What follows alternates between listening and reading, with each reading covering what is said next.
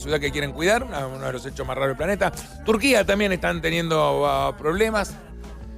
Contábamos que lo que había pasado ya en Ecuador, sí, con todos estos movimientos sociales, y todos tienen que ver con modificaciones en algo. No en todo como nosotros, que nosotros decimos eso, ¿por qué no se arma el lío acá? Porque acá es todo.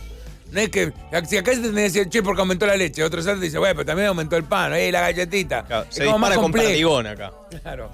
Acá es distinta la lucha. Quien pasa por detrás nuestro es McDonald's, que como todos los días nos trae nuestro café, nuestro latte, nuestro café con leche. Por 40 pesos. Hasta las 11 se lo pueden conseguir por 40 pesos. Pero bueno, lo que más nos llamó la atención fue lo de Chile, que yo rápidamente digo lo que me llamó la atención. Yo creo que todo nos llamó la atención que el presidente dice, el Poder Ejecutivo dijo que iba a aumentar el subte, el boleto del subte. Y hicieron todo lo que pasó, muertos, edificios incendiados, toque de queda, policías en la calle después de mucho tiempo. Pero cuando uno ve cuánto le aumentaron así, pero no es como muy exagerado. Y a lo mejor eso tiene otra explicación que nosotros no encontramos. Y Daniel Maffei sí. Muy buenos días, Daniel, ¿cómo andás? ¿Qué tal? Muy buenos días, ¿cómo andan? Es un poco así, ¿no? Como demasiado por solo el 4% de aumento. Exacto, sí, siempre que vemos este tipo de movilizaciones y sobre todo el peso de las imágenes que transitaron por estos días demasiado fuertes, siempre comentábamos esto en la redacción del nivel de presencia que tienen las fuerzas de seguridad, puntualmente en el caso de Chile. Parecería, y un poco la idea de la columna es ver cuáles son las motivaciones o las razones que hay detrás de un aumento que sí, que como comentabas vos, es bastante escalonado y que desde el 2007, cuando se inauguró lo que es el Metro de Santiago, ya tuvo 20 aumentos el costo del boleto, por lo cual pero en realidad... este no se soportó. Hasta el 19 era tolerable. Yo hasta 825 no sé qué, pago.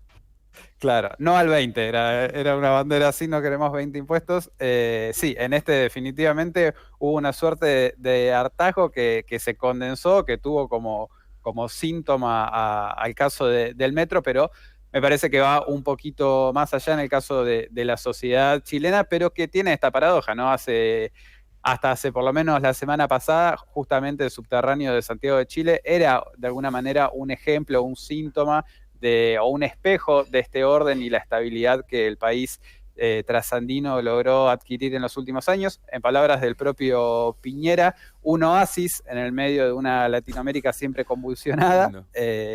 No tuvo mucha suerte con esas palabras el actual mandatario. ¿Ah, sí? Le dijeron... ¿Qué pasó? ¿Cómo que hay otros que se están quejando? ¿De qué? Exactamente, y un poco nos lleva a, por lo menos, siempre sabemos que cada país tiene sus propios rasgos y particularidades, pero hay un escenario, como marcabas vos al principio, Mario, bastante similar al de Ecuador, en lo que tiene que ver con un impuesto que se da hacia la ciudadanía y posteriormente la marcha atrás en esa medida, lo cual también expone lo que pueden ser en primera instancia las prioridades de un gobierno, pero después también las facultades que tienen siempre las administraciones para poder encontrar plata de algún u otro lugar cuando la gente sale a las calles. Lo preocupante o verdaderamente grave en este caso, y también en el de Ecuador, es cómo rápidamente los dos ejecutivos se dieron la responsabilidad del manejo de toda la situación a las fuerzas de seguridad. Chile... Yo lo primero que haría. Yo, presidente, lo primero que haría. Saquen los tanques. Saquen los tanques. Estamos en guerra. A veces son tan machitos. Pero no pasó nada. Con la 9 de julio no va a quedar así. En este caso, Chile transita en estado de emergencia, que como habíamos visto en el caso de Ecuador, le da justamente la facultad a las fuerzas de seguridad para poder intervenir en tareas de prevención y de control al interior del estado. Y la ciudad de Santiago de Chile, junto a Valparaíso, dos ciudades que tienen un gran componente de movimientos estudiantiles, permanece además con toque de queda. Esto quiere decir que tienen inhabilitado el circular por las calles entre las 10 de la noche y las 7 de la mañana, algo que a diferencia en Ecuador, en Chile lo están respetando bastante, y gran parte de los detenidos, que ya llegan a más de 1000, en adición a por lo pronto 10 muertos confirmados, están respetando, y está habiendo una gran cantidad de detenidos sobre este caso, que recordemos... ¿Los detenidos son por disturbios o por no respetar el toque de queda? En este último domingo, gran parte de los detenidos tuvieron que ver con no respetar el toque de queda, pero hay más de 500 detenidos confirmados también al momento. Estos números van creciendo sobre la marcha. ¿Sabes, Daniel, que yo estuve en Chile en épocas Sí. de toque de queda con Pinochet, de ir a trabajar allá con 20 y pico, 30 y pico de años, y el chiste era que iba con Soda o iba a ver Viña del Mar, que era un poco más rockero, y me mandaban a cubrirlo. Estaban muy acostumbrados a vivir de toque de queda. Es algo muy arraigado, en serio, dentro de cualquiera que estaba vivo en los 80 o en los 90. Y hasta había fiesta de toque a toque, se llamaba. Armaban fiesta, empezaban a las 10 de la noche y terminaba cuando terminaba, así podía salir. Y estaba como muy incorporado el toque de queda. Así que me imagino que, a diferencia de Ecuador, cuando dijeron toque de queda en Chile, entendieron claramente de qué estaban hablando, ¿no? Definitivamente sí, y ese fue como el primer recuerdo que tuvo una parte de la ciudadanía que tiene que ver con esto, ¿no? Con que el toque de queda no era una herramienta legal utilizada justamente desde el gobierno y la dictadura de Pinochet, pero que, como estamos viendo un poco en imágenes, las movilizaciones que tuvieron lugar a partir de este aumento, indistintamente de que después Sebastián Piñera terminó dando marcha atrás y haciendo mención de que por un lado escuchó a la población, al mismo tiempo también planteó que están en una situación de guerra. Estas son las palabras del presidente que está en su segundo mandato, que asumió hace bastante poco, ¿no? El 11 de marzo del 2018 está promediando el segundo año de gestión, bastante lejos aparece para esto el año 2022, que es cuando culminaría su segunda administración. Y Dani, perdón, Sí. para entender un poco el contexto actual de Chile, uno por ahí de afuera lo ve como una economía medianamente estable, con los recursos o con los caminos por los que lleguen a esa economía estable, con una inflación que entiendo que no es comparable con lo de Argentina, ni mucho menos. ¿El contexto económico ayuda a que esto se desate en sí mismo como país o tiene que ver más con las sociedades que lo componen?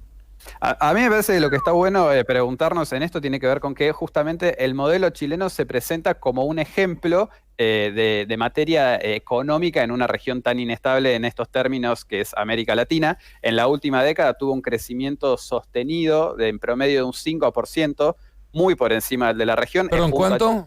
5% anual en la última década, en promedio, sostenidamente. Casi números europeos.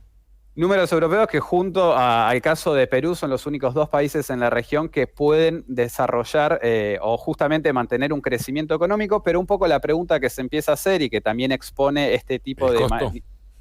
Claro, el costo, pero también cómo el modelo económico de un país puede incidir o no en esta dicotomía que muchas veces se presenta entre lo que es, por un lado, el crecimiento, pero por otro lado, el desarrollo. Chile y Perú son dos ejemplos de crecimiento económico sostenido en las últimas décadas, han logrado tener una gran cantidad de mejoras y bajaron los índices de pobreza extrema, también de indigencia, pero esas mejoras en términos sociales no han sido proporcionales a los éxitos que sí han tenido en términos económicos y o comerciales. Entonces, la pregunta que se hace justamente es hasta qué punto un modelo como el chileno, que está pensado esencialmente desde una perspectiva extractivista y que se jacta de manera orgullosa de ser el país con la mayor cantidad de tratados de libre comercio en el mundo, puede generar al mismo tiempo un efecto derrame, si se quiere, positivo para la ciudadanía, ¿no? Claro. Muchas veces las exigencias que se le hacen a los países son en función de los recursos o los indicadores con los que cuentan.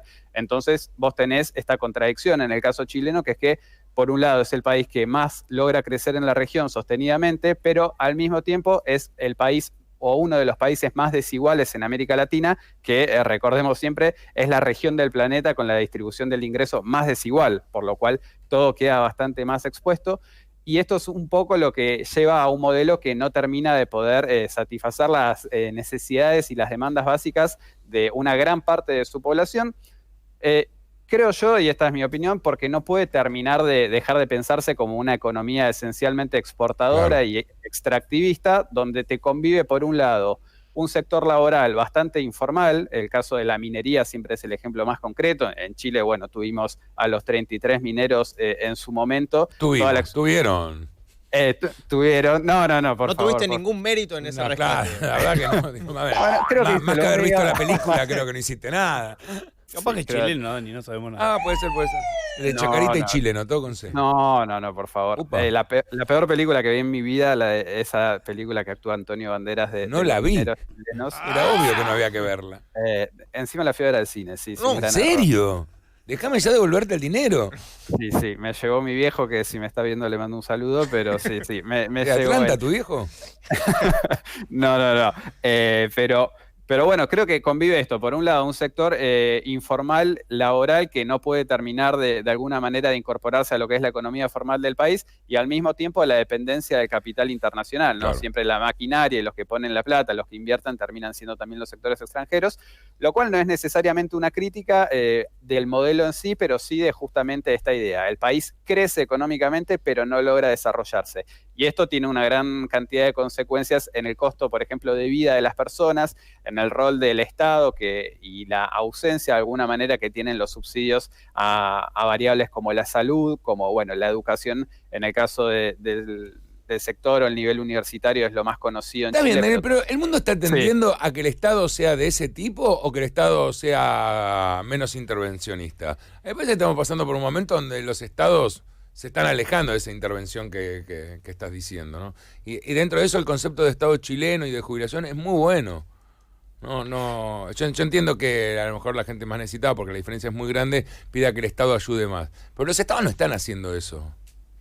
No, yo en esto lo que creo es que los estados de alguna manera son los que deberían regular y estar más o menos presentes según también las necesidades de cada población. En el caso de Chile tenés una sociedad muy desigual, tenés regiones muy ricas como son las de Santiago de Chile casualmente, pero después tenés el norte y el sur del país con una gran desigualdad. Y lo que de alguna manera el gobierno de esta segunda administración de Sebastián Piñera vino a traer consigo fue un paquete de reformas que van algo en sintonía con lo que es estos tiempos que hablamos estructuralmente en la región, de esta recomposición neoliberal, donde, como decís vos, el Estado cada vez busca correrse más de la escena, indistintamente de lo que uno pueda pensar de eso, si es algo que tiene o no, que obvio, suceder. obvio. Como corriente de pensamiento del momento, ¿no? Exacto. Y dentro de eso lo que tenés es un paquete, por ejemplo, del sistema de pensiones que no es proporcional en los niveles de aumentos con los incrementos en el costo de vida que tiene la población chilena. Después tenés los niveles de salud donde convive un sistema semi-privado, donde tenés un rol del Estado algo presente, pero que también hay un paquete de reformas que está tratando el Congreso chileno por estos días para ver si finalmente se puede también flexibilizar o de alguna manera disminuir los costos que tiene el gobierno, exacto, en ese punto. Entonces, de alguna manera creo que hay una situación bastante paradójica que tiene que ver con que las movilizaciones que en estos días están teniendo lugar son apolíticas, no en el sentido esencial de la palabra. No, gente que tiene hinchada los huevos realmente. O sea, hasta acá llegué, me rompieron las pelotas, es como el cacerolazo, listo, vamos, ya está, tengo las pelotas inflamadas. Exacto, tanto la izquierda como la derecha vieron la famosa gota, ¿no? La gota que derrama el vaso, la que uno cree que nunca existe. Sí, además, por otro lado, fue bastante genuino a nivel de estudiantes, o sea que ya venían con una queja previa, años anteriores habían hecho... Indudablemente tienen algo, y Daniel ahí tiene razón, indudablemente sociedad y Estado estaban tan tensos que pasó esto, pero ahí va mi pregunta, porque todo el mundo está hablando de lo desproporcionado a lo que reaccionaron. Pero algo estaba pasando para que sea esta gota que rebalsó el vaso, creo que lo está explicando muy bien. Creo que es una suma de varios años, ¿no? Que incluye a Bachelet también.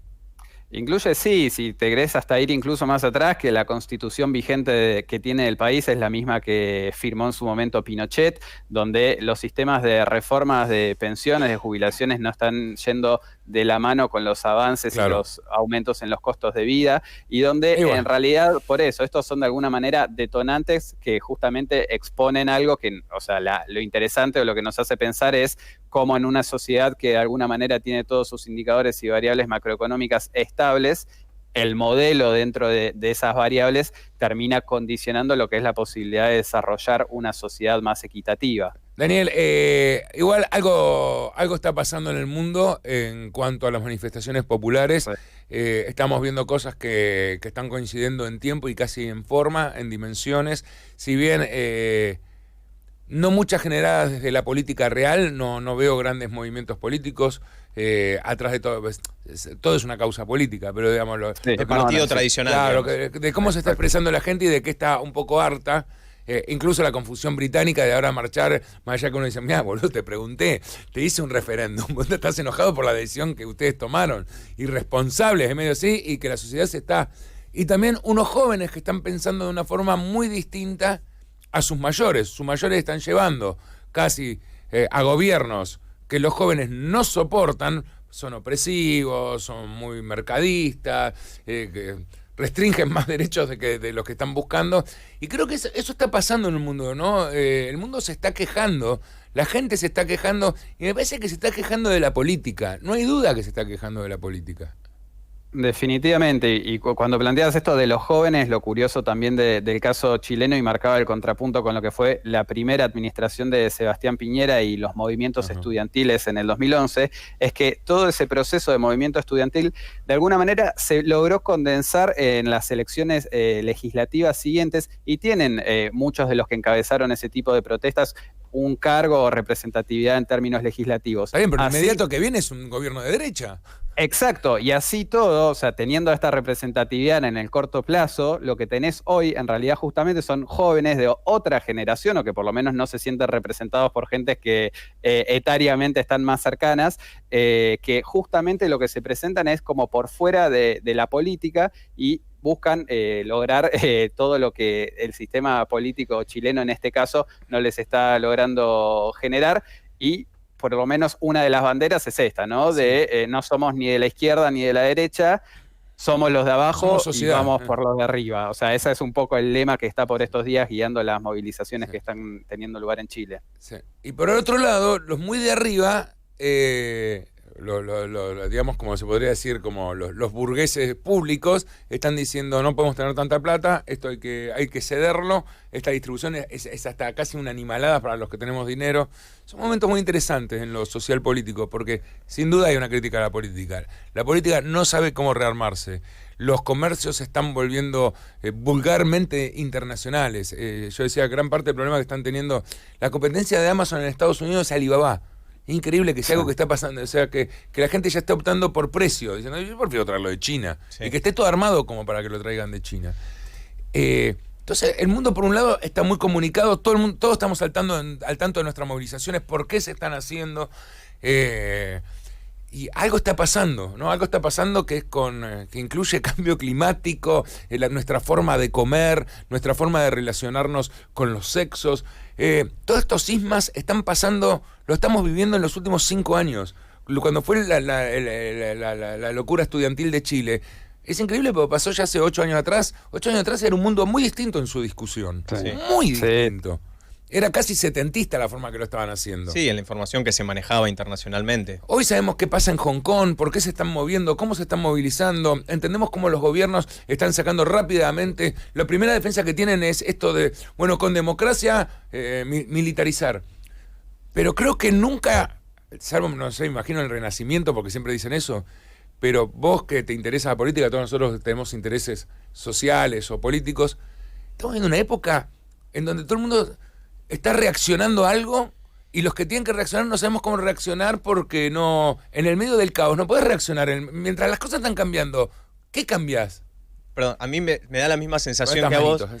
Y, o sea, es la esperanza a partir de todo esto de que algo cambie, de injusticias sociales, lo que sea. Pero también a veces lo comparo con lo que pasó en un mayo francés, por ejemplo, que también se empezó a ocurrir este tipo de manifestaciones en todo el mundo, con mucha mayor distancia, con comunicaciones mucho más... Detonadores de una generación. Claro, pero que después también volvió a lo mismo. Después se volvía a lo mismo. Es decir, ese entusiasmo de lo que está pasando ahora ya lo vivimos también hace 50 años, entonces, 60 años. Dani, metete cuando quieras. No hace falta que... Sí.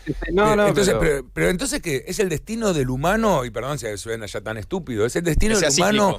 que seamos esto, que somos esto que hacemos constantemente, y que los grandes cambios son esperanzas que nos llegan? Sí, igual al condimento de todos esos, para mí hay que ponerle un dato que no teníamos antes, que es la limitación de los recursos. O sea, en todos los planteos que ustedes hacen había la noción de recursos abundantes, de que el planeta daba para todo, de que el humano daba, que había espacio, que había lugar, que teníamos que... Y en estos momentos nos estamos planteando de que la posibilidad de los recursos no son ilimitados, y eso hace que las masas con menos recursos reaccionen, y que también las masas que tienen más cosas tengan más ganas de apropiarse de esos espacios. Me parece que ese condimento no lo teníamos en el mayo francés ni hace 10 años. Sí, sí, definitivamente. Y creo que en sintonía con lo que planteaban los tres, muchas veces cuando hablamos de política y de la clase política y los distintos niveles de enfrentamientos que hay entre los actores, se instala esta idea del nosotros y el ellos, ¿no? Como un discurso que lo hablamos en su momento Uno y otro, nada más. con los mitos populistas, claro. Y creo que de a poco también, no desde alguna manera anarquista, ni mucho menos, pero sí el nosotros y ellos está trascendiendo un poco lo que es meramente la clase política, y sino que la ciudadanía, nosotros los ciudadanos a pie, estamos viendo cada vez con mayor intensidad y ejemplos más concretos esta distancia que existe entre los tomadores de decisiones y por otro lado los que de alguna manera acatan o sufren esas decisiones. Ay, no sé, vos o yo. Bueno, vos. No, tengo una pregunta corta, Dani. Sí. Es una pregunta corta, pero una respuesta compleja. ¿Por qué en Argentina? Son las 9:30, le digo por la duda. Yo entiendo que será lo más elevado que se estará discutiendo en medios en la Argentina en este momento. Pero la tanda está antes. ¿Por qué no ves en Argentina una posibilidad, o si la ves, por qué, de que este tipo de manifestaciones ocurran?